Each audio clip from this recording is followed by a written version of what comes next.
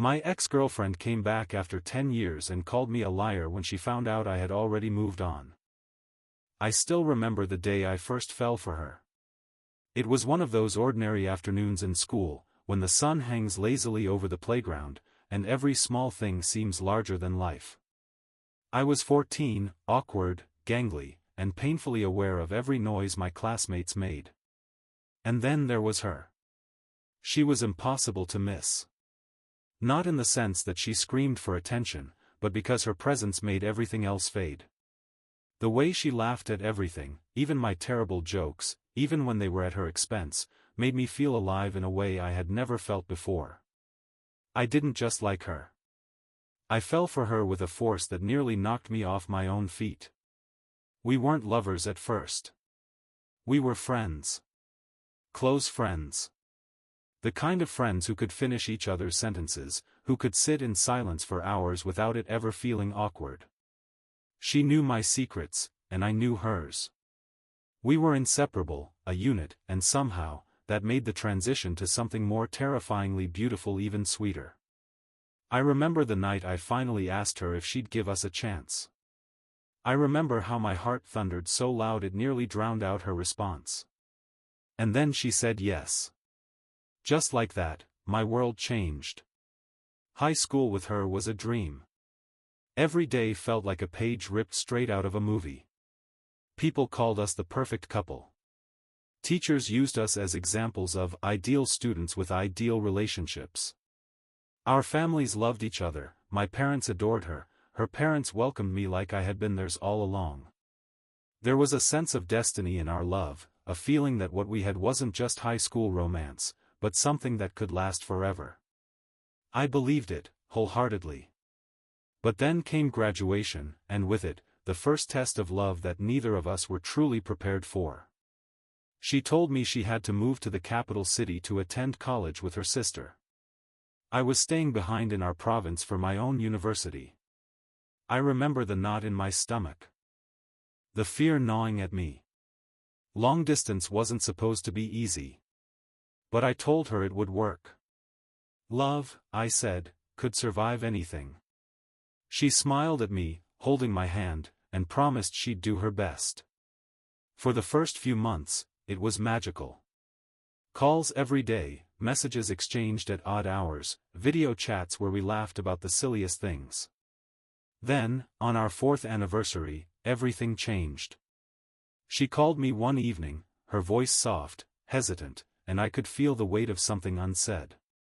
No matter what happens, she said, wait for me. I promise I'll come back. And I promised her I would. I meant it. I told her I'd wait forever if I had to. I wanted her to know that no distance, no time, nothing could make me stop loving her. But that was the last I heard from her. Her phone stopped working. Social media accounts went dark. At first, I thought something terrible had happened. I reached out desperately to friends, to her family, anyone who could give me a clue about her whereabouts. That's when I discovered the truth. She had created new accounts. She had disappeared from my life completely, deliberately, without a single word to me. She had ghosted me. The girl I had given my entire heart to had erased me from existence. I was devastated. Weeks passed in a blur of sleepless nights and silent lunches. I couldn't eat, couldn't focus, couldn't make sense of what had just happened. My grades began slipping. Friends tried to reach me, tried to pull me back into the world, but I wasn't there. I was somewhere else, trapped in the memory of her smile, her laughter, the way she made me feel like I was the only person who mattered in the world. Then came the letter.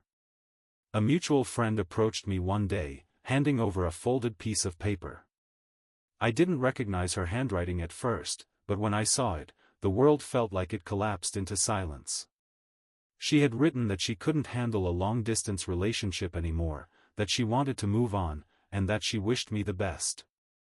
That was it. No call, no explanation, nothing beyond a few scribbled sentences. I remember crying that entire night, holding the paper in my hands, staring at the ceiling as if the stars could offer me answers. Time passed. Pain dulls eventually, even if it never fully disappears. About a year later, I attended a workshop for my major. That's when I met her. Not the girl from my high school days, not the one who had torn my heart apart, but someone new, someone who walked into my life as if she had been meant to be there all along. She was tomboyish, always in baggy clothes, hair tied back in a simple ponytail. We exchanged numbers to study together, and slowly, friendship blossomed. We laughed, argued over assignments, and eventually, I realized I could trust her in a way I hadn't trusted anyone in a long time. And then one day, she showed up differently. Hair down, fitted clothes, the kind of transformation that makes your breath catch in your throat. It was like seeing her for the first time, seeing the beauty I had missed, hidden beneath simplicity and comfort. Almost a year of friendship later, I finally worked up the courage to tell her how I felt. And in that instant, all the walls I had built over the years came tumbling down. She smiled like the sun had just risen behind her. She admitted she had liked me for years but hadn't made the first move because it wasn't culturally accepted. And just like that, we began something real, something that was ours alone. We fell in love, deeply, madly, and irrevocably. We married, built a life together, and now, 8 years later, we have a beautiful daughter who is the light of our lives. My wife is my best friend, my partner, my world. I understood, finally, what real love felt like, the kind of love that waits patiently, forgives easily, and grows stronger every day. And then, 10 years after the girl who once promised me forever vanished, I got a call. An unknown number. My heart skipped, not because I expected anything, but because curiosity has a way of sneaking into even the most guarded parts of your soul. Her voice was unmistakable, familiar in every inflection, every hesitant pause. "Hey, it's me. Can we meet for coffee? I really need to talk to you." I was stunned. 10 years of silence.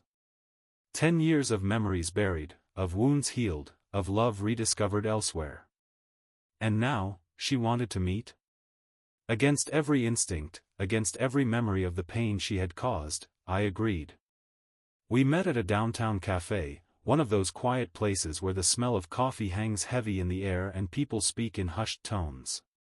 She walked in, and for a brief moment, it was like time had reversed itself. Same smile, same eyes, the girl I had fallen for at 14, the one who had promised forever and vanished without explanation. I sat there, waiting for whatever this moment was going to bring. She laughed, easily, recalling inside jokes I had long forgotten. For a few minutes, it felt like the past and present were colliding, like the universe had folded itself to let this meeting happen. And then, she noticed. My left hand. The wedding ring. Her smile faltered. Her eyes widened, and in that instant, the energy between us shifted. "You're married?" she asked, voice sharp, disbelief dripping from every word. "You have a wife?" I nodded. 8 years. A daughter. A life I had built, brick by brick, in the aftermath of her disappearance. She stared at me, confusion and anger battling on her face. "You promised you'd wait for me," she whispered, almost accusingly. "You said you'd wait forever. How could you just move on like that? You lied to me." I felt a strange calm settle over me, a quiet certainty that only comes from surviving something that was meant to break you. "You ghosted me," I said. "You disappeared for 10 years. You sent me a letter saying you wanted to move on. What did you expect me to do?" Her face twisted. Her anger was sharp, almost painful to witness. She had vanished from my life, ignored my attempts to reach her, and now she was calling me a liar for choosing to live the life she told me to. I stood up. Placed some money on the table. Looked at her one last time. "I did wait," I said quietly. "I waited for you to at least give me an explanation. You never did. I moved on because you told me to." Then I walked out. Into the bright afternoon, the sounds of the city mingling with my racing heart. I drove home to my wife and daughter, to the life that had grown from patience, honesty, and love, and I felt a sense of peace that no encounter from the past could ever disturb. The ride home was quiet, but my mind was anything but. The city lights blurred into streaks of gold and silver, and yet I could see everything with crystal clarity. Her words, her voice, the mixture of shock and anger on her face, they all replayed in my mind like a relentless movie loop. 10 years.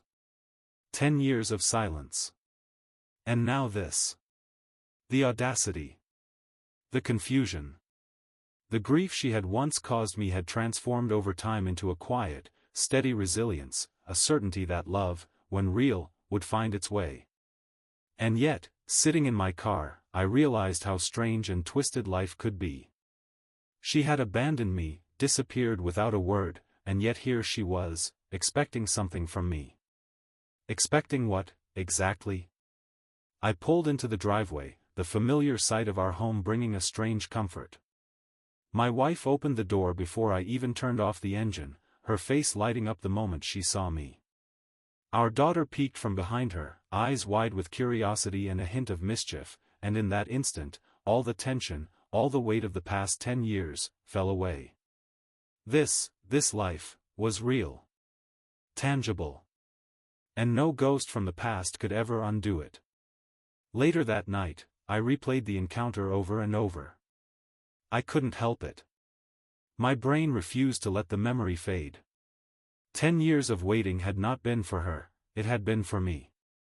Waiting for closure, waiting for life to unfold, waiting to understand that love wasn't about promises made in youth, but about commitment, choice, and the courage to build a life together despite everything.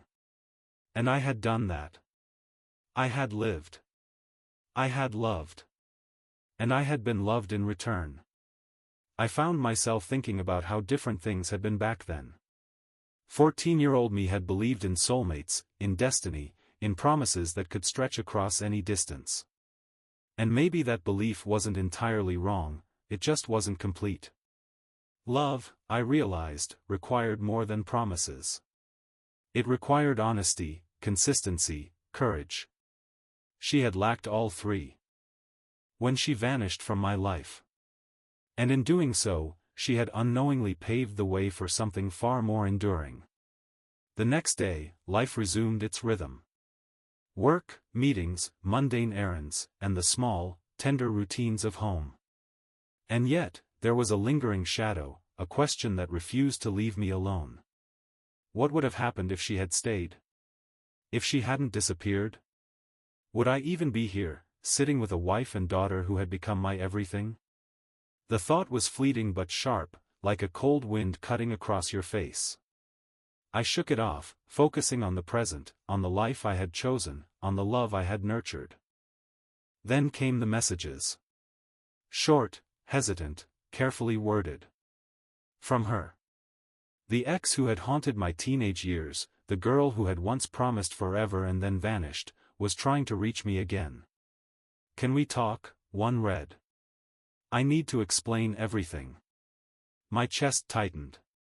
I wanted to type back, to ask why, to demand accountability, but I didn't. Because the truth was simple, the life I had built, the love I had cultivated, did not need her explanations. It didn't need her presence. It needed only acknowledgement that some chapters in life were meant to close. I realized, as I scrolled through her message, that the anger and hurt I had carried for so long were no longer mine. They belonged to the teenage version of me, the boy who had been abandoned, confused, and devastated. The man I had become, stronger, wiser, more certain, didn't need her validation. He didn't need to be told that he was wrong for moving on, for living, for loving. He had already chosen. He had already won. A week later, she sent another message, a longer one this time. She apologized, vaguely, and attempted to explain. College had been overwhelming. She had been lost, unsure, terrified of making a commitment she couldn't honor. She admitted that she had thought I would wait, that I would remain the same, holding the line for her return. But life, she wrote, had taught her lessons she hadn't been ready for back then. And in a strange, unintentional way, she implied that she had envied the life I had created. I didn't reply. I couldn't. Every word she typed was a reminder of a decade wasted, of a heart broken, of a time lost that I could never reclaim. And yet, reading between the lines, I felt no satisfaction, no triumph, only a strange melancholy. She had missed her chance. She had chosen her path, and I had chosen mine. The difference was that my path had led me to love, to stability, to happiness. Hers had led her back to me, too late, seeking something she could no longer claim. It was due. Ring these days, as I navigated the awkward aftermath of our encounter, that I began to notice the little things in my life with my wife, the tiny moments that made everything meaningful. The way she laughed when our daughter tripped over her own feet, the quiet strength in her voice when she reassured me after a long day, the small gestures of care and affection that reminded me daily why I had chosen her, why I had fallen in love with her, and why I had stayed. Each memory, each small act, was a reminder that love was not about grand declarations or promises made in youth. It was about presence, consistency, and shared lives. I thought about how differently things could have turned out. I thought about the teenage boy who had written letters, cried at night, and waited endlessly. I thought about the girl who had vanished, leaving a hole in my life that only time could begin to fill. And I realized, with a clarity that was both comforting and liberating, that every heartbreak, every moment of loss, had been necessary. Without it, I would never have understood what love truly meant. I would never have appreciated the depth of commitment, the beauty of everyday life shared with someone who chooses you every day, without hesitation, without regret. One evening, while tucking our daughter into bed, I found myself reflecting on the absurdity of life's timing. How one person could disappear, seemingly forever, and another could enter quietly, almost unnoticed, and transform everything. I thought about how fragile promises can be and how resilient hearts must become. And in that quiet, tender moment, I understood that the ex-girlfriend who had returned, demanding explanations and accusing me of betrayal, was no longer relevant. She had been a chapter, necessary, painful, formative. But the story continued, and I was living the part that mattered most. Later that night, I shared the story with my wife, careful not to dwell on unnecessary details, but enough to acknowledge that the past had attempted to intrude. She listened quietly, her hand resting on mine, her eyes steady and unwavering. She didn't need to question, to challenge, or to fear. She understood that life had brought us here for a reason, and that reason was more powerful than any memory, any accusation, or any lost decade. Her presence, her understanding, and her unwavering love were the anchors that kept me grounded, that reminded me that what mattered most was here, in this home, in this family, in this life we had built together. And so, the story of my teenage heartbreak, the disappearance of a girl who had once claimed my heart, and her sudden reappearance, became just that, a story. A memory. A lesson in patience, resilience, and the unpredictable ways life moves. The boy who waited for a promise that was never meant to be kept had grown into a man who understood that love, real love, is about presence, choice, and mutual commitment. The man who had been abandoned had found something far greater than waiting, he had found life, fully and irreversibly. In the end, I realized that what she called a betrayal was never mine to carry. It was hers, a reflection of her choices, her fears, and her inability to face reality. I had moved on because I had no choice but to honor the truth she had left me. And in moving on, I discovered a life richer, fuller, and far more beautiful than any memory could have promised. The ex-girlfriend who returned, expecting an explanation, demanding acknowledgement, was a reminder not of pain, but of how far I had come. Of the life I had built, the love I had nurtured, and the family that now defined my world. No matter how long she spoke, no matter how fervently she tried to reclaim some version of the past, I knew one thing with absolute certainty: I had waited. I had loved. I had moved on. And in doing so, I had discovered something eternal, something unbreakable, something real. And that, in itself, was more than any promise, any memory, or any lost decade could ever take away. The days that followed our coffee shop encounter were strange, surreal. Life tried to resume its rhythm, but my mind kept wandering back to that moment, the sudden intrusion of the past into a life I had carefully built. Every time my phone buzzed, my heart would skip a beat, only to find it was another mundane notification, a work email, a reminder, a message from a friend. And every time, I reminded myself of the truth I had learned long ago: the past doesn't get a say once you've moved on. But it wasn't that simple. Seeing her again had stirred something that I didn't anticipate. Memories of our teenage love, carefree, innocent, and intense, had returned in vivid color. I could hear her laugh echoing in my mind, feel the way her hand had fit perfectly in mine, and recall the warmth of her presence like it was yesterday. Yet, unlike those years ago, this was tempered with experience, with the reality that life doesn't bend to nostalgia. The girl who had vanished had been replaced by a man who had lived, who had loved, who had built a family and a life that she could never erase. I spent hours thinking about what drove her to come back after a decade. Was it loneliness? Regret? Or just curiosity, a need to see the life she had walked away from? Her sudden appearance made no sense to me, and yet I knew one thing with clarity: I owed her nothing. My life had moved forward. My heart had found its home. And whatever she was seeking, it wasn't mine to give. That night, I found myself pacing the living room, staring out of the window at the quiet streets below. The city was alive with lights, honking cars, and distant laughter, yet my mind was trapped in the paradox of past and present. 10 years ago, I had believed that love meant waiting, that patience could overcome any distance, any silence.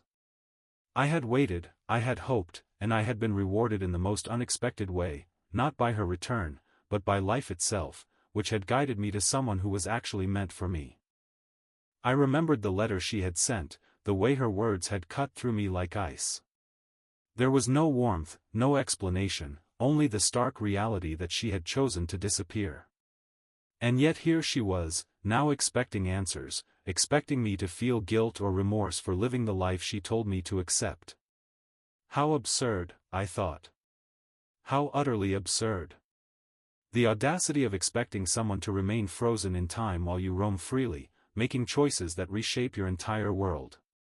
The next few days, she tried again.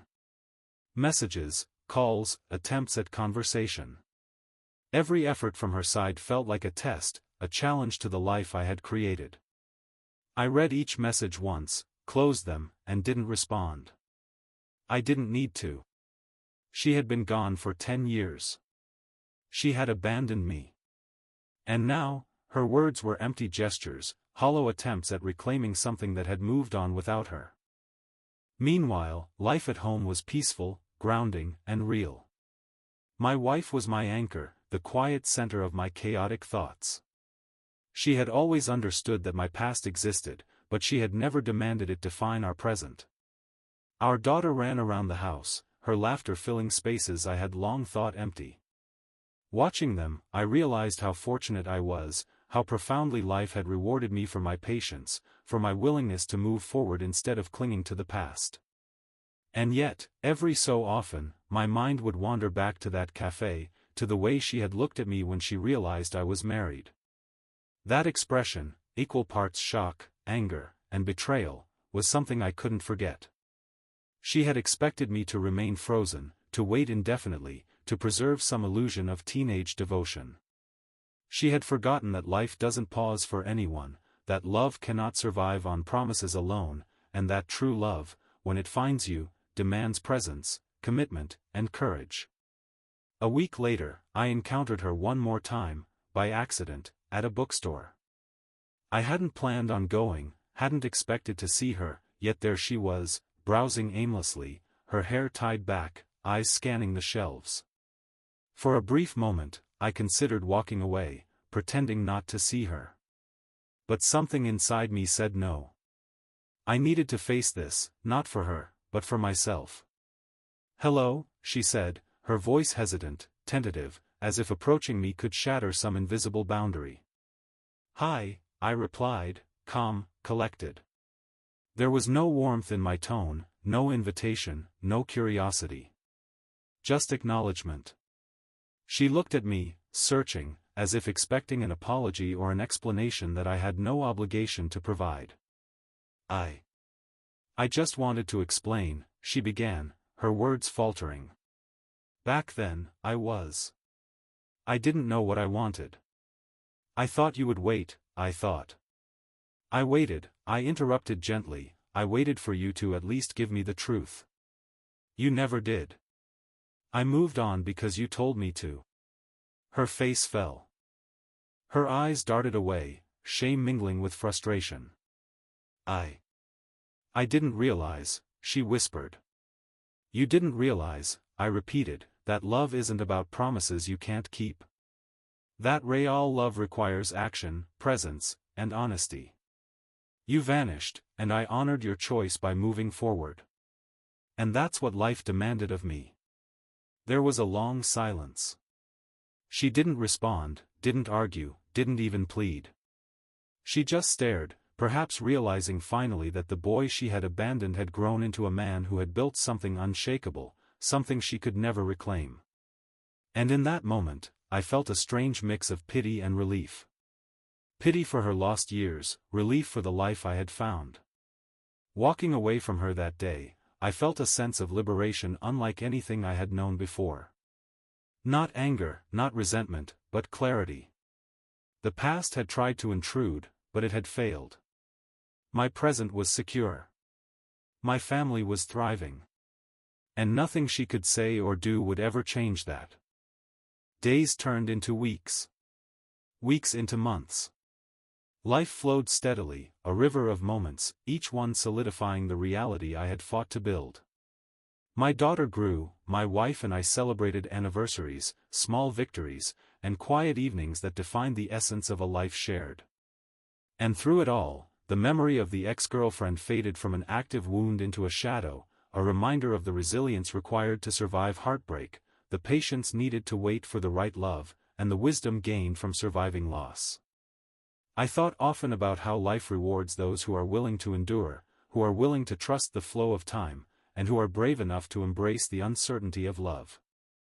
The girl who returned after a decade had expected a boy who would remain frozen, a heart untouched by time. But the man she encountered had been tempered by experience, strengthened by loss, and ultimately rewarded with a love that was unwavering, real, and enduring. Sometimes, late at night, I replay those moments, not with anger, not with regret, but with understanding. 10 years ago, I had been a boy in love, waiting for a promise that was never meant to last. 10 years later, I am a man who has learned that love is not measured in promises, but in the choices we make every day, the lives we build, and the hearts we choose to honor. And in that understanding, I found peace. I found closure. I found life. Weeks passed, and the echo of that coffee shop encounter remained lodged somewhere in the corners of my mind. It was strange how the mind works, how it replays moments that are meant to fade, not as pain anymore, but as lessons, reminders, and warnings. I found myself analyzing every word she had said, every pause in her voice, the way her eyes had darted toward my ring, the subtle shift from warmth to anger in a heartbeat. It was as if she expected time to have stopped entirely, as if my life had remained suspended for her return. But life doesn't wait, and neither do hearts that are alive. At home, life continued to unfold in its quiet, profound way. My wife had a knack for seeing into the depths of my thoughts without me speaking a single word. One evening, as I sat lost in contemplation, she handed me a cup of tea and simply said, "You're thinking about her again, aren't you?" It wasn't accusatory. It wasn't bitter. It was gentle, understanding, the kind of observation only someone who truly knows you could make. I smiled, a small, wry smile, and nodded. "Just reflecting," I said. And she simply nodded, sat beside me, and let the silence speak. That silence was love. That silence was presence. That silence was all the reassurance I needed that the past had no power here. Still, the world has a way of forcing you to confront memories you'd rather leave untouched. One afternoon, I was at a local cafe, the same one I sometimes went to for quiet reflection, when I saw her again. She wasn't looking for me this time, or perhaps she was. I couldn't tell. She moved with purpose but hesitated whenever her gaze found mine. I noticed the subtle signs of hesitation, the slight falter in her step, the nervous tug at her sleeve. She was nervous, and yet there was a quiet determination in the way she scanned the room, a need to confront what had long ago escaped her grasp. I didn't approach her immediately. I observed from a distance, noting the way she seemed smaller somehow. Less certain, less radiant than the memory of the girl I had known. Time had changed her, as it changes everyone. And I had changed too. I wasn't the boy who had waited endlessly, devastated by her absence. I was a man, grounded, content, and protected by the life I had built, the family I had nurtured. I knew exactly where my heart belonged. Eventually, our eyes met, and she approached. "Can we talk?" she asked, her voice barely above a whisper, a tremor of vulnerability threading through the words. She had that same look she once had when she needed reassurance, when she wanted something from me without knowing how to ask for it. I nodded once, deliberately slow, calm, as though the years of waiting, pain, and growth had all been condensed into that single gesture. We sat down. For a moment, the air was thick with unspoken words, the weight of a decade pressing down between us. I watched her carefully, noting the subtle changes, the shadows under her eyes, the tentative softness in her expressions, the slight tension in her shoulders. She had been through her own battles, though I had no part in them. I simply observed, listened, and reminded myself that my role here was not to comfort, to forgive, or to console. My role was to acknowledge that the past had tried to intrude and that my present could remain untouched. I've thought about you all these years," she began, her words faltering under the gravity of a confession that had waited 10 long years to be spoken. I never stopped thinking about what we had, and I kept wondering, if you were still the same, if you were, waiting. Her voice cracked slightly, and for a moment, I caught the old innocence, the same desperation that had once haunted me as a teenager. But the boy she once knew was gone. The man in front of her had grown through loss, through love, through patience. "You asked me to wait," I said slowly, measured, calm. "I did.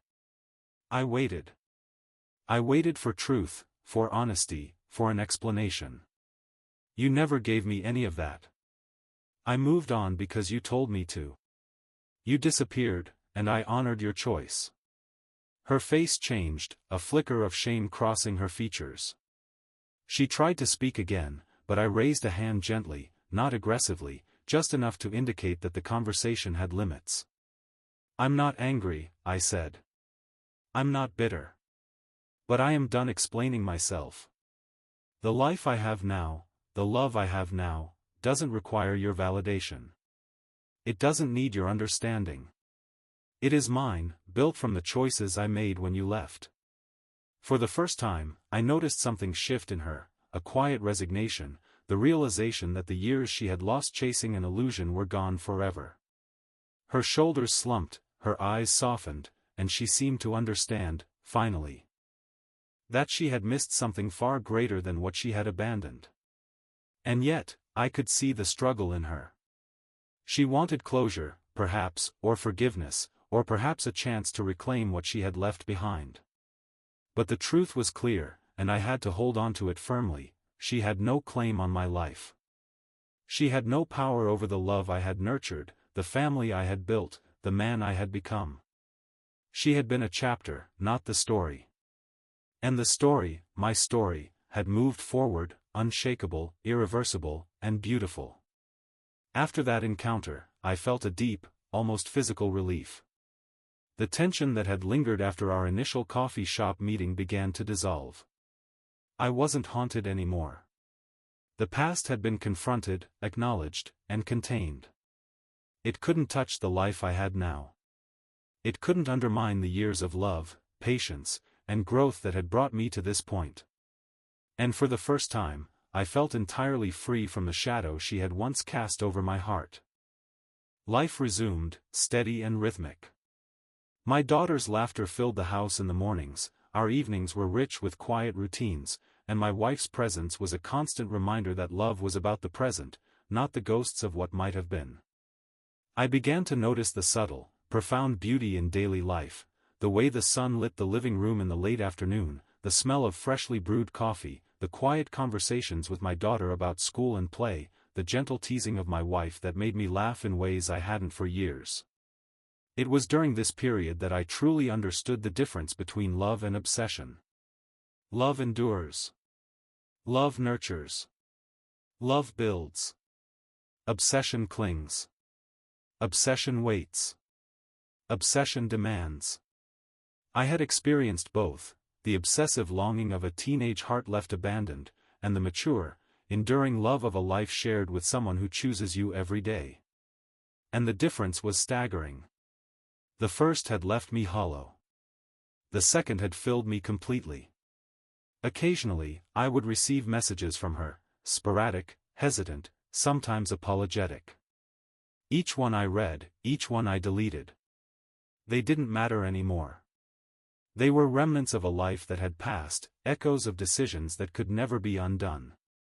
And with every deletion, every conscious refusal to engage, I reinforced the boundaries I had established, the life I had claimed, and the love that was mine. I began to notice the subtle ways my wife strengthened our bond during this time. She didn't need to confront the past. She simply reinforced the present. She laughed with me, shared small moments of joy, comforted me in moments of quiet doubt, and reminded me that life's most profound treasures are often ordinary, unnoticed, until you pause to truly see them. And in seeing, I realized just how far I had come, from the boy abandoned by a teenage love to the man who had built a family, a life, and a love that no shadow from the past could ever touch. And so, the story of T.H. E. girl who had disappeared for 10 years became just that, a story. A chapter, necessary in its lessons, painful in its execution, but ultimately irrelevant to the life I had now. I didn't harbor anger, nor did I crave confrontation. I simply acknowledged the truth: she had left, I had survived, and I had flourished. And in that flourish, I discovered freedom, peace, and the enduring, unwavering power of real love. Life has a way of testing the boundaries of our patience and resilience, even when we think we've built a fortress around our hearts. In the weeks following her bookstore encounter, I noticed that reality had a persistent rhythm, one that refused to be disrupted by memories or by ghosts from the past. Each day was a reminder that my life had shifted, that the boy who had waited endlessly for a promise that would never be honored had grown into a man whose heart belonged wholly to the present. Even so, the world seemed determined to present her in small, unexpected ways. A friend mentioned seeing her at a workshop. Another spoke of her briefly in conversation, unaware of the storm that her name still stirred within me. I found myself listening, observing, but never engaging. Each mention was a reminder, a small ripple across a pond I had worked so hard to keep calm. And yet, I knew the strength of what I had now, my family, my love, the quiet certainties that defined my life, was greater than any disturbance she could conjure. One evening, my wife and I were having a quiet dinner after putting our daughter to bed. She placed her hand over mine, eyes locking in that steady gaze that had become my anchor over the years. "You're thinking about her again, aren't you?" she asked softly. Her tone wasn't accusing, wasn't impatient, it was gentle, understanding. I looked at her and smiled faintly, acknowledging that yes, the memory of my past, of the girl who had once promised forever and then vanished, still occasionally surfaced. But the thought that followed was immediately reassuring: this was only a memory. This life, this family, this love, they were real, unshakable, and enduring. I found myself reflecting on the difference between adolescent love and the love I now experienced. Teenagers are reckless with hearts, blind to consequences, obsessed with the idea of forever without understanding what forever truly entails. They promise, they plead, they disappear. And then they return, expecting the world to remain unchanged. But adulthood teaches lessons no youthful heart could anticipate. Love isn't about waiting endlessly for someone who refuses to stay. It's about choosing someone every day, despite imperfections, despite challenges, despite the mundane repetition of life. And then she reached out again. Another message, another call. This time, more insistent, more vulnerable. She admitted she had been wrong, that her absence had been a mistake, that she had thought of me every day for 10 years. Her words were carefully crafted, almost rehearsed, but there was sincerity too. And yet, I didn't respond. Because responding would mean giving her the attention she no longer deserved. It would mean allowing her past decisions to disrupt a life that had been built deliberately, with patience and care. The reality was simple: she had no place in my present. She had no right to question my choices, my love, or the life I had built. Her decade of silence had been her choice, and her return, a decade later, could not undo the consequences of that choice. I realized that forgiving her, or even explaining myself, was unnecessary. The story of her abandonment had been written, and the chapters that followed had been mine alone to create. There were moments, though, when the memory of her voice, the sound of her laughter, and the intimacy of our teenage love surfaced unexpectedly. They weren't painful anymore. Pain had transformed into a quiet awareness, a recognition of what had been and what had been lost.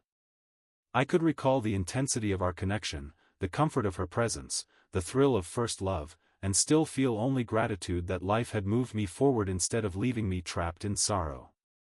One afternoon, I found myself wandering into the old part of town, where our high school had once stood. The streets were familiar, yet changed, just as I had changed. Memories surfaced as I walked past the empty playground, the familiar benches, the places where we had shared secrets, laughter, and stolen moments. I thought about the girl who had vanished, who had demanded I wait, who had returned expecting an explanation for my life. And I smiled quietly, knowing that the boy I once was would have been devastated, but the man I had become was strong, grounded, and unshakable. That evening, at home, I shared none of these thoughts with my wife. There was no need. She didn't need to know the minutiae of old memories, the echoes of a love that had faded into irrelevance. She simply existed as my anchor, as the living proof that love can endure, that patience can be rewarded, and that life can bring you exactly what you need, even when the past tries to claw its way back in. Weeks later, her attempts became almost desperate. Messages flooded in, apologies layered with explanations, confessions of regret, longing, and missed opportunities. And yet, each message only reinforced the reality I had accepted long ago: her chapter was closed.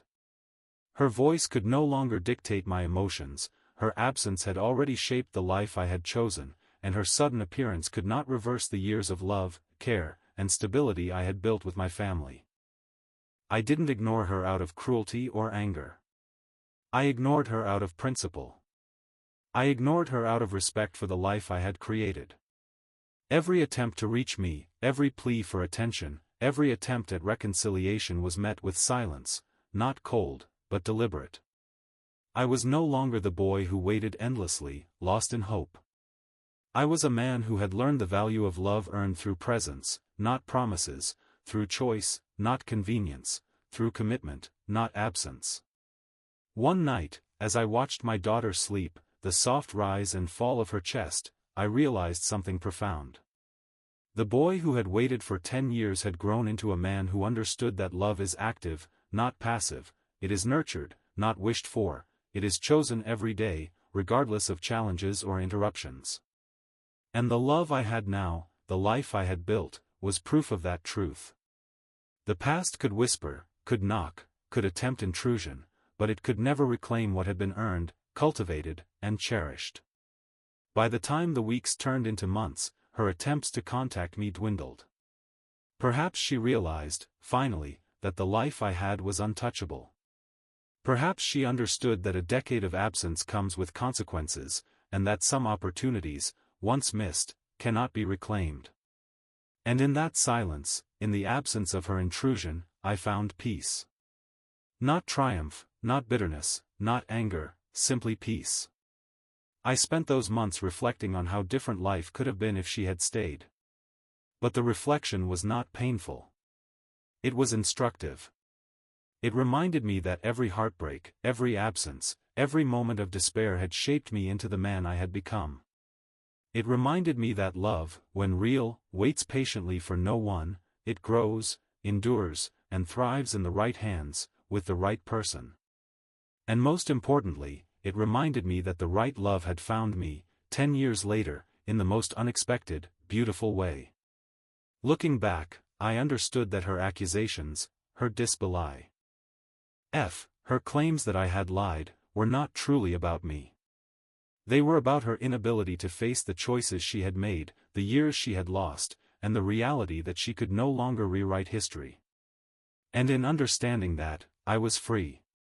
Free to love, free to live, free to continue building a life that was mine entirely, unshaken by the shadows of a teenage romance that had ended long ago.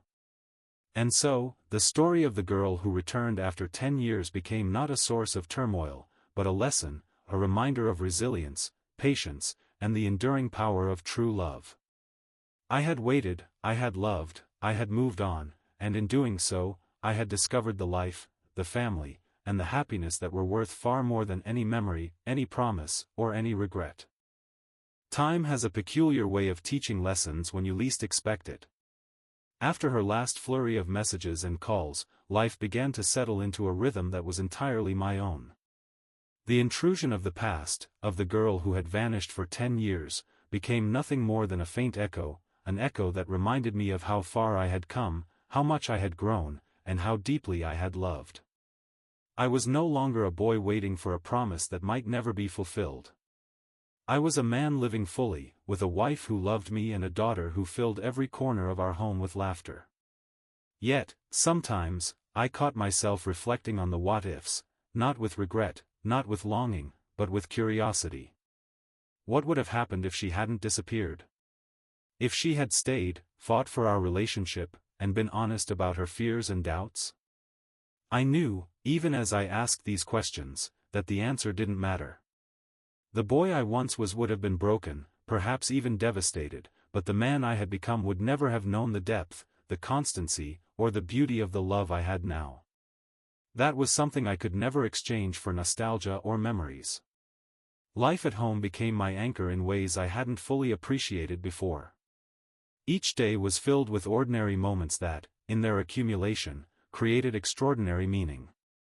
Mornings with my daughter as she scrambled to get ready for school, the quiet hum of conversation with my wife over breakfast, the shared glances that spoke of understanding without words, and the gentle reassurance of each other's presence, these were the things that defined love, not grand gestures or promises from a distant past. I noticed subtle changes in myself too. I no longer felt the shadow of abandonment lingering in my chest.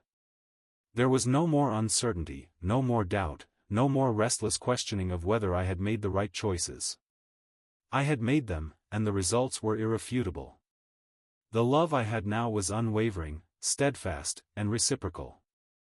It required no explanations, no validations, no apologies from someone who had long ago chosen absence over commitment. Occasionally, I imagined what it would be like to meet her one last time, to see the girl who had once promised forever and then disappeared. But each time, I reminded myself that imagination was enough. She was part of my history, a teacher I hadn't realized I needed. Her absence had carved out the space for someone who truly belonged in my life, someone whose love was active, deliberate, and enduring. The realization gave me both relief and a quiet sense of triumph, not triumph over her, but triumph in having lived, endured, and loved despite the past. Months turned into a year, and life became smoother, richer, and quieter. My daughter's milestones, our family routines, and the small joys of everyday life became the fabric of my existence. I no longer feared the intrusion of memories. They were there, sure, like shadows at the edge of a well-lit room, but they no longer defined me. They no longer demanded my attention or dictated my emotions. I had reclaimed my narrative. I had rewritten the story that once seemed dictated by her absence. And then, out of nowhere, a mutual friend reached out. "She's asking about you again," the friend said casually, almost like it was no big deal. I felt a flicker of old tension, a brief tug of curiosity, but it was immediately replaced by clarity. She could ask, inquire, wonder, or even try to reconnect, but the life I had built, the love I had cultivated, and the family I had nurtured were not subject to her whims. My role was not to entertain her curiosity. My role was to honor what had grown in her absence. That evening, I sat with my wife, sharing a quiet glass of wine as our daughter slept upstairs. "They say she wants to meet you," I said, trying to measure my words. My wife, ever perceptive, simply nodded. "And will you?" she asked softly. I looked into her eyes and shook my head gently. "No," I said. "Why would I?" 10 years ago, she left. She vanished.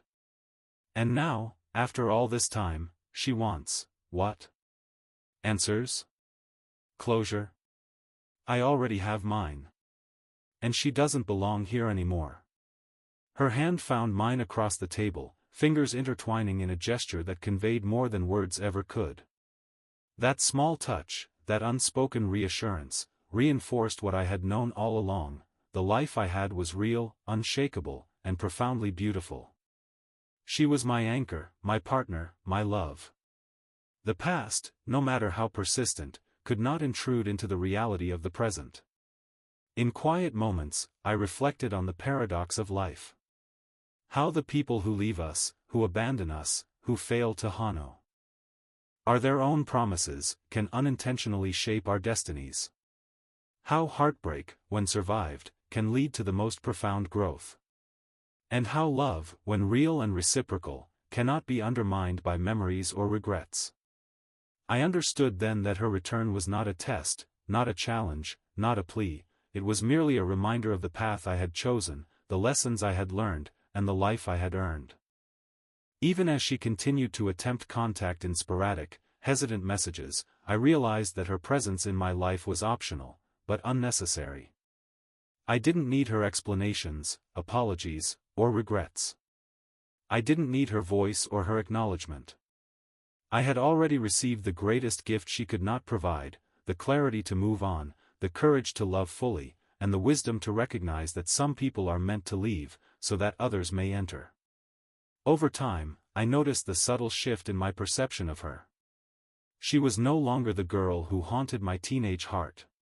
She was simply a figure from my past, a reminder of the fragility of youthful promises, the pain of abandonment, and the strength required to overcome it. I remembered the letter she had sent years ago, the abrupt end to our connection, the emptiness that had followed, and I smiled quietly. That pain had been necessary. That void had been necessary. Because without it, I would never have appreciated the depth, constancy, and beauty of the love I now had. And so, I let go completely. Not with bitterness, not with anger, but with understanding. The past was a story already told, a lesson learned, and a chapter closed. My present and future belonged wholly to the family I had built, to the love I had nurtured, and to the life I had chosen. Nothing from the past, no matter how persistent, could change that. In those moments of reflection, I felt a deep gratitude, for the heartbreak, for the absence, for the patience I had been forced to cultivate. I realized that life has a strange but beautiful way of giving us exactly what we need, often in forms we cannot predict, at times we do not expect, and through paths we would never choose consciously. My teenage heartbreak, my ex-girlfriend's disappearance, and her eventual return were all part of a sequence that led me to this truth: real love is patient, enduring, and reciprocal. And when it comes, it doesn't demand waiting, it commands presence, commitment, and shared life. And in that truth, I finally found peace. Months had passed since her last attempt at reaching out, and yet, every so often, a whisper of her presence lingered in my thoughts. Not as a desire, not as longing, but as a reminder of how fragile young hearts can be, and how resilient mature ones must become. The world around me had settled into its quiet, profound rhythm. Mornings were filled with the laughter of my daughter, afternoons with the shared moments of understanding between my wife and me, and evenings with the quiet contentment of a home built on trust, love, and presence. Yet, despite this stability, a small part of me could not ignore the curiosity that flickered now and then. What drove her to return after all these years? Was it regret, a longing for what she had lost, or simply an attempt to reconcile the mistakes of her youth? I didn't need to know, and I had learned long ago that curiosity does not require answers. Some questions exist only to remind us of the growth we have achieved and the boundaries we must uphold. One afternoon, while walking through the park with my daughter, she tugged on my hand, pointing excitedly at a group of children playing. Their laughter reminded me of my own childhood, of the days when I had once believed that a promise of forever could define the course of a life. It was in that moment, as I watched her skip ahead, her small hand reaching out for mine, that I realized how far I had come. The boy who had waited endlessly for a girl who disappeared had been replaced by a man whose heart was fully alive, fully present, and fully committed to the family he had created. Life, I understood, does not pause for anyone. It moves forward relentlessly, weaving connections, creating opportunities, and shaping destinies in ways that cannot be predicted.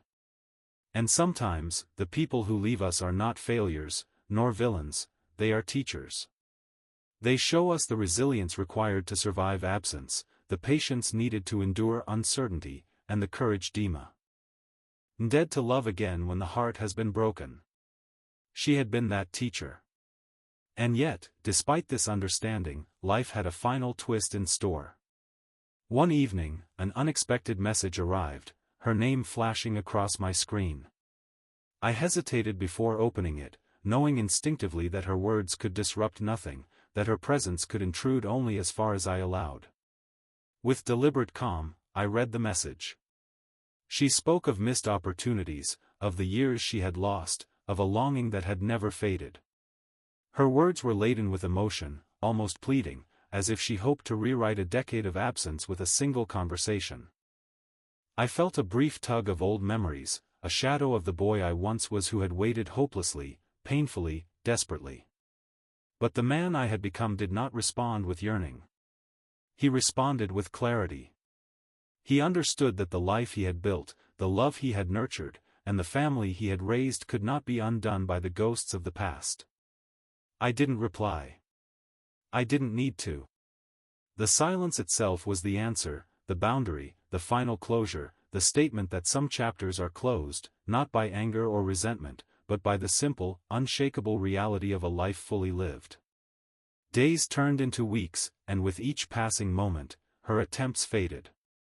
Perhaps she realized, finally, that the life I had could not be reclaimed. Perhaps she understood that absence comes with consequences, that time is not a commodity that can be borrowed back, and that the choices we make define the possibilities we leave behind. And in that fading presence, I found peace.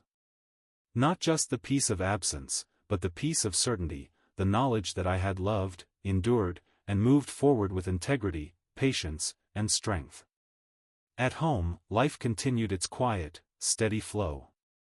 Our daughter grew, her milestones becoming markers of time and memory that I cherished more deeply than any past love could ever compete with.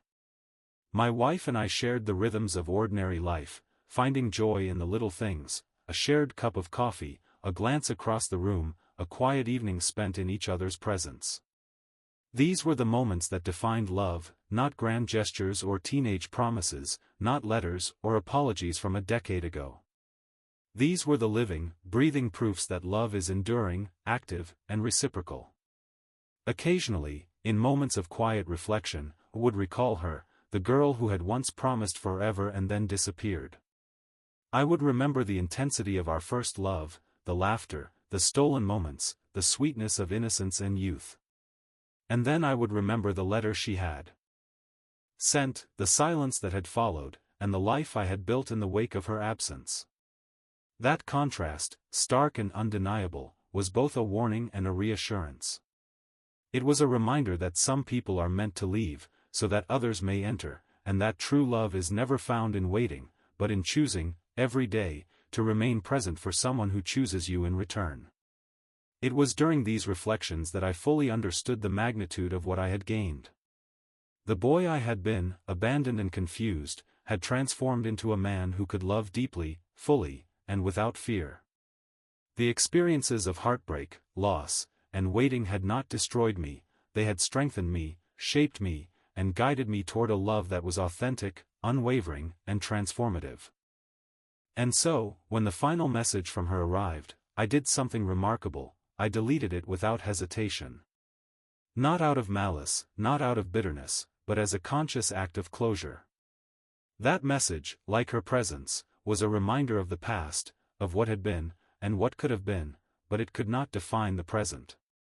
The life I had built, the love I had nurtured, and the family I had raised were impervious to the shadows of her absence. I was no longer the boy who waited endlessly. I was the man who had chosen, loved, and triumphed in the quiet, profound way that life rewards those who endure. From that day forward, I carried a new understanding, a wisdom born of pain and patience. I knew now that the past could intrude, could test, could challenge, but it could never reclaim what had been earned, what had been built, and what had been chosen. My heart, once fragile and waiting, was now resilient, steadfast, and unshakable. And the love I shared with my wife and daughter was the living proof of that transformation. Looking back, I realized that her return had been inevitable, not to disrupt, but to confirm. She returned to show me that I had moved on, that I had survived, and that I had flourished.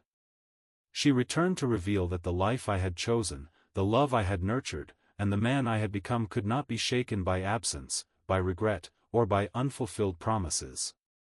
And in that understanding, I found not only peace, but gratitude, for the lessons of youth, for the strength gained through loss, and for the love that had patiently awaited me in the years she chose to disappear.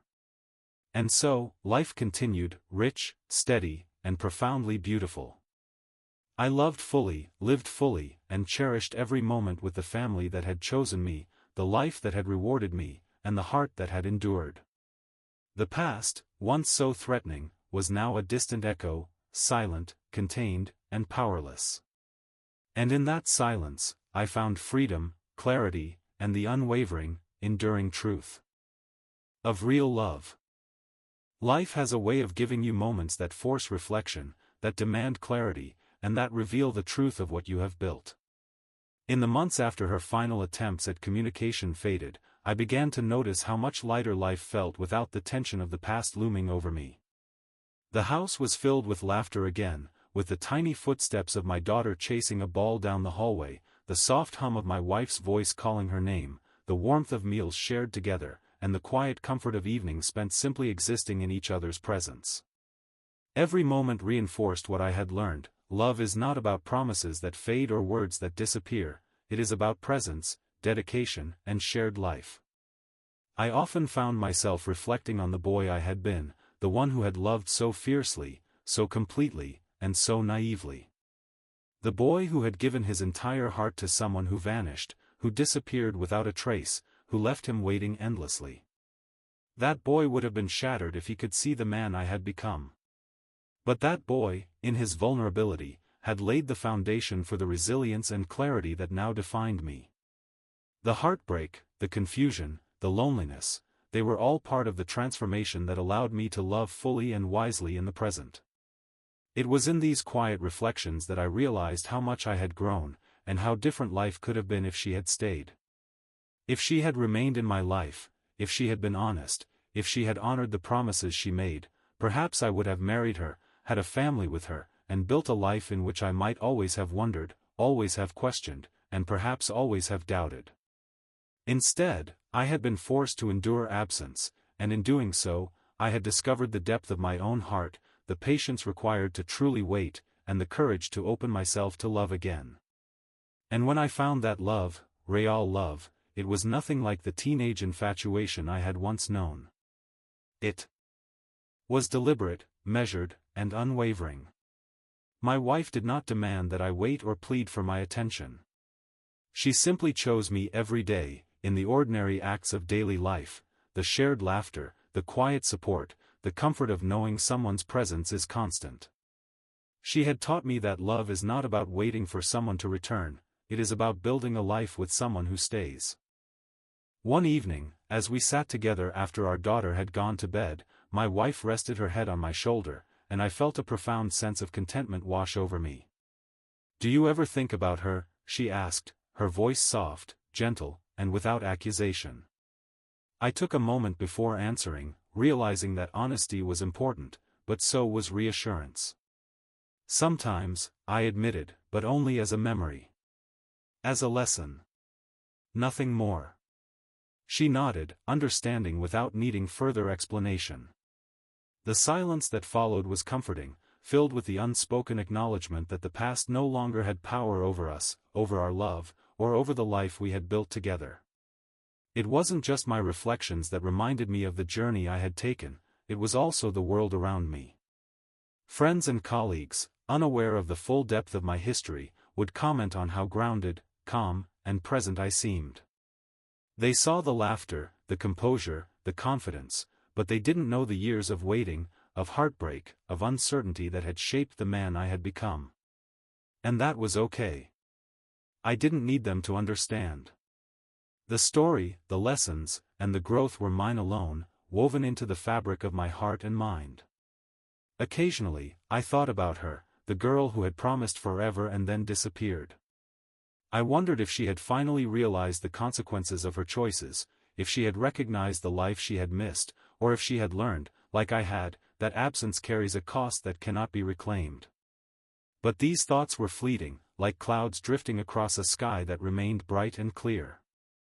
There was no bitterness, no anger, only a quiet acknowledgement that life had a way of balancing itself, even when human hearts falter and fail. The final closure came unexpectedly.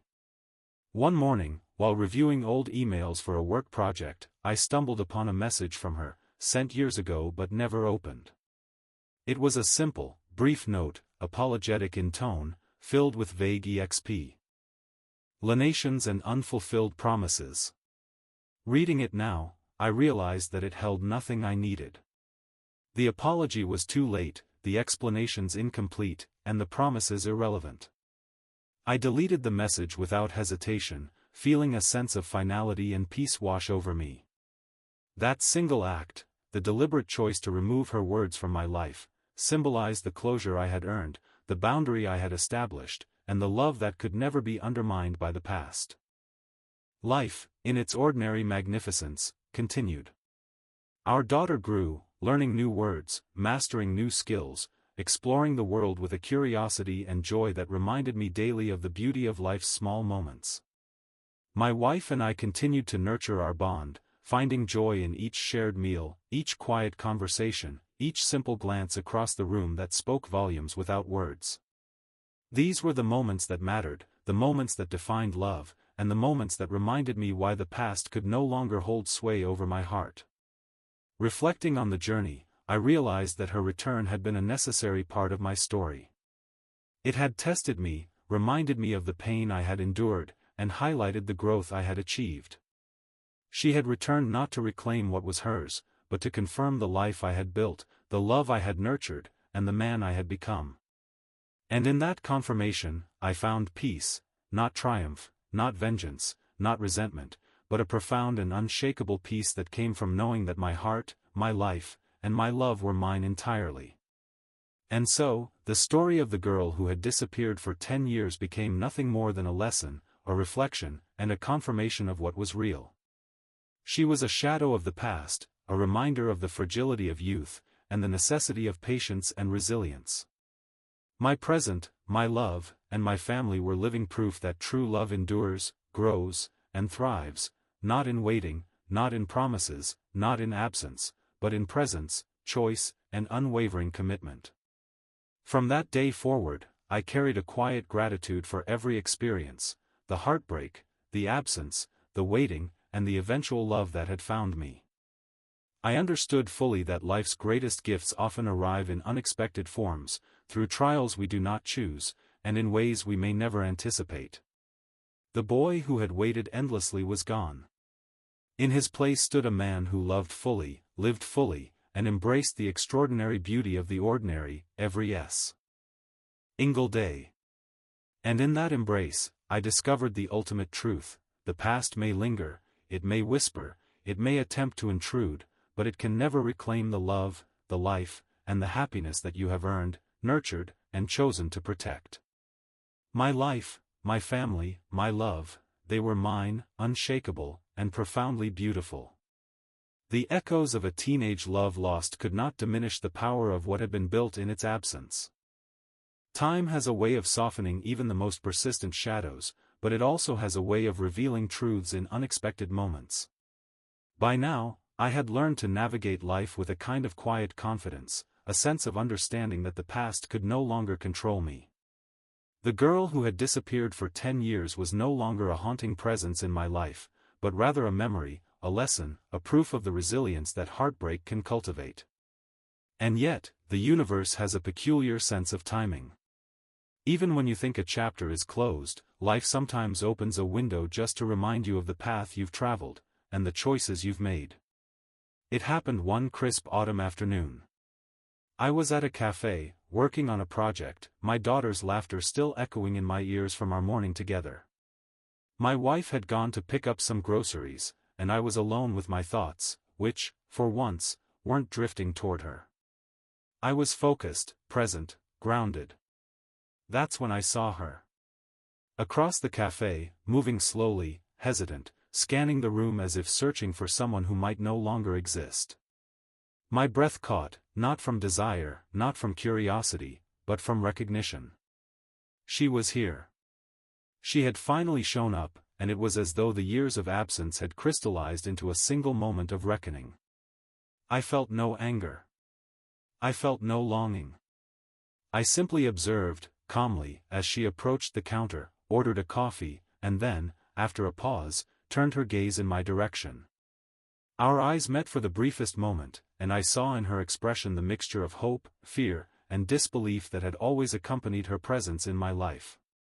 She wasn't smiling. She wasn't laughing. She looked, small, almost fragile, as though the passage of 10 years had finally humbled the girl who once demanded I wait endlessly. She hesitated, then walked toward me. My heart did not race, my stomach did not flutter, and my hands did not tremble. I was entirely present, entirely calm. She stopped a few feet away. And said, softly, I didn't expect to see you here. Her voice, familiar yet altered by time, carried the weight of years she could not reclaim. I nodded, quietly, letting her words settle. I didn't expect to see you either, I said. My tone was neutral, composed, not unkind but deliberate. I wanted her to understand, without having to say it outright, that the past could no longer dictate my present. She glanced down at my left hand. The wedding ring caught her eye, and for the first time, I saw a flicker of the disbelief, the shock, and the realization of what she had lost. Her face changed, gone was the casual hope of reunion, replaced by the stark recognition that she had missed her chance. You're married?" she asked, voice tight. "You have a wife?" I nodded slowly. "I've been married for 8 years," I said. "We have a daughter. And we're happy." My words were calm, factual, carrying no hint of triumph, no trace of resentment. Simply truth. She looked at me, disbelief etched into her features, her lips parting slightly as if she had expected a different answer. "But, you promised. You said you'd wait for me. You said forever. How could you just move on?" Her voice wavered, a mixture of frustration and longing. I exhaled softly, letting the weight of the years press into the moment. "I did wait," I said quietly. "I waited for you to give me an explanation, for you to stay, for you to honor your own words. You disappeared. You ghosted me. You sent me a letter saying you wanted to move on. I respected that. I moved on because you told me to. That's the reality. She shook her head, struggling to reconcile the life she had abandoned with the life she now faced. I thought you'd still be there. I thought when I was ready, you'd wait. Her voice was barely audible, a whisper of desperation. You left, I said, gently, firmly. Not the other way around. You left without explanation, without warning, without regard for what it meant for me. And now, 10 years later, you've returned, expecting, what? That my life would pause until you were ready? That I would stay the boy who waited endlessly? My voice carried the calm authority of a man who had endured, learned, and loved fully. Her eyes welled with tears, the realization of her absence, her choices, and the consequences finally settling into her mind. She looked down, unable to meet my gaze, the weight of her decisions pressing upon her in a way she had never experienced before. For the first time, I saw vulnerability, remorse, and understanding all at once, emotions that could no longer alter the reality she had missed. I stood up, placing a few bills on the table. I waited, I said one last time, quietly, deliberately, as if speaking both to her and to the years I had spent enduring the void she left behind. I waited for you to at least give me the respect of an explanation. You never did. I moved on, because you told me to. And now my life is he. My family, my love, my happiness. Nothing from the past can take that away. Without another word, I turned and walked out of the cafe. Each step felt resolute, grounding me further in the reality I had built.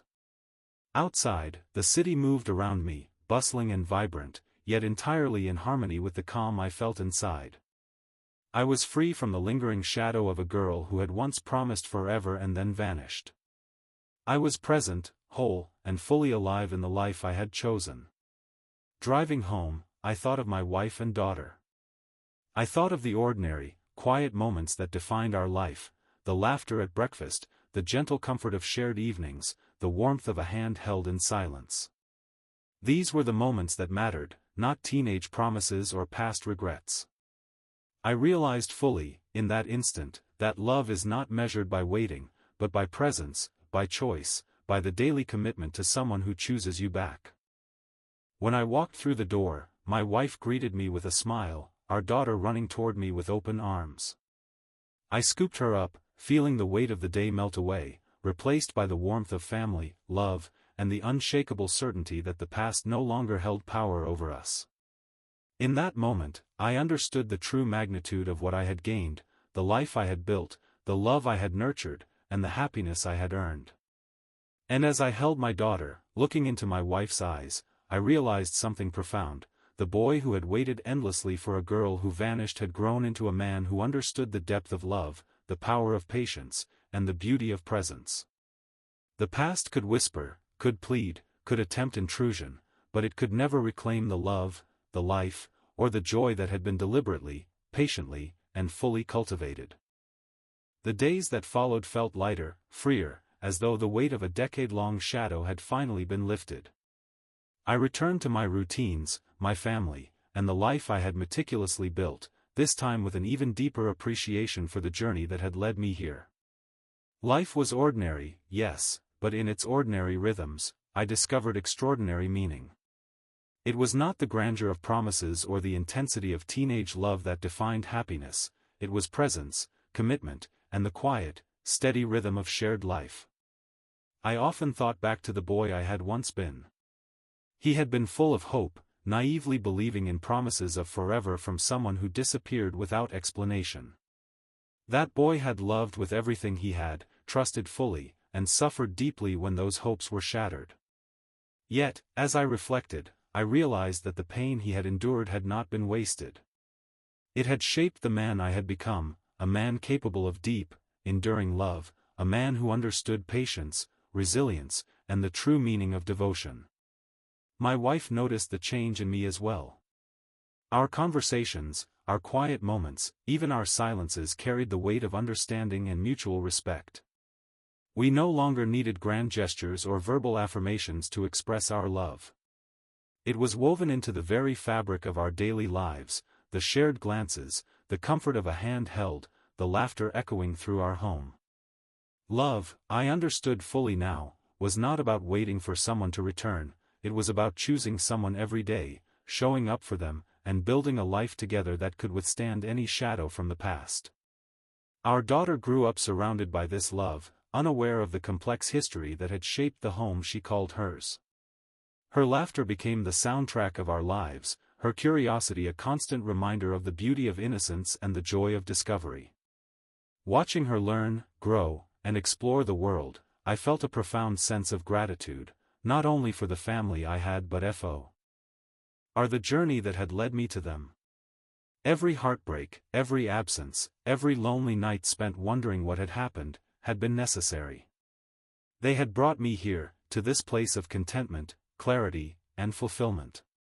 And yet, even as life continued in its ordinary magnificence, there were moments when her presence, the girl who had returned after 10 years, would flicker across my mind.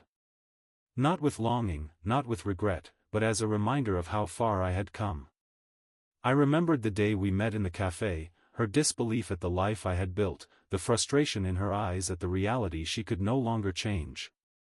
That encounter, brief yet profound, had been the final confirmation of everything I had learned, that absence carries consequences, that love requires mutual presence, and that life rewards those who endure, who grow, and who choose wisely.